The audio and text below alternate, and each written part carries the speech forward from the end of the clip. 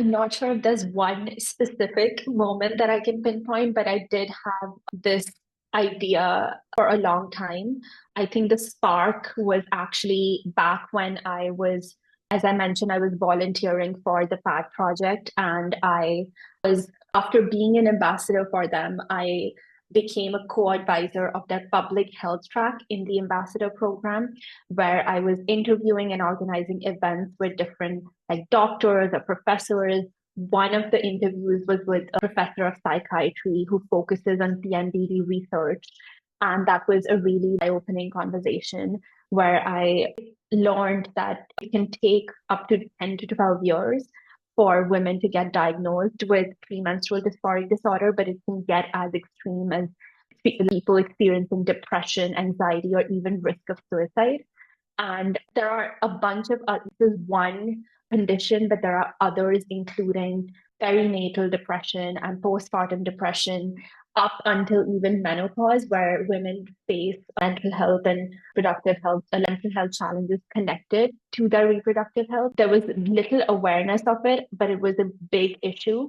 And even medical professionals and doctors might not sometimes did not know about these conditions, especially PMDD. So the idea of like maybe there could be a solution here that could help people track their symptoms, because that's really how it starts. You have to make sure that these symptoms are cyclical. There's currently no like blood test or hormone test to make a quick diagnosis.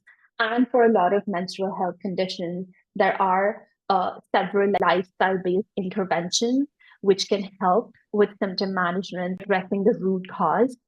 And with a digital health tool and with what we are working on in AI companion, you can have that sense of behavior design or a lifestyle modification that helps you stay accountable and make those changes. Getting the fellowship was definitely like, it helped me make that leap of like, okay, I have the initial funding now and I can make this a reality.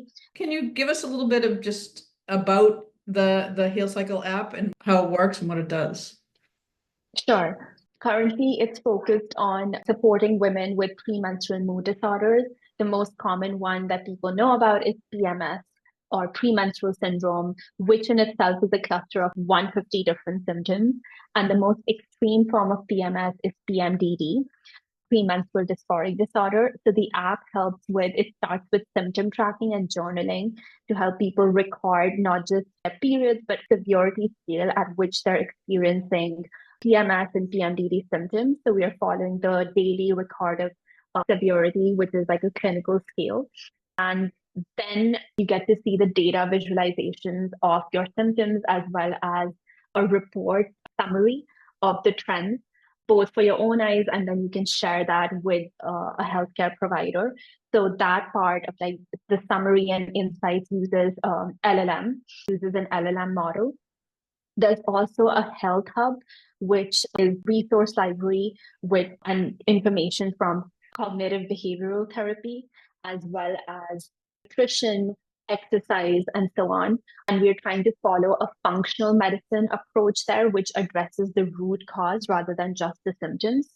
So eventually the aim is to have that developed into a gamified program or journey that people can go on. So they're developing healthier habits along the way that also help them address and improve their PMS and PMDD.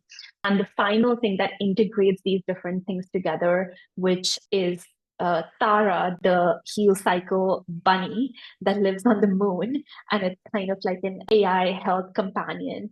So currently it's chat based and you can ask general questions and also get emotional support and guidance to the right places in the app. It won't offer medical advice and will direct people to the consult a doctor like button on the app.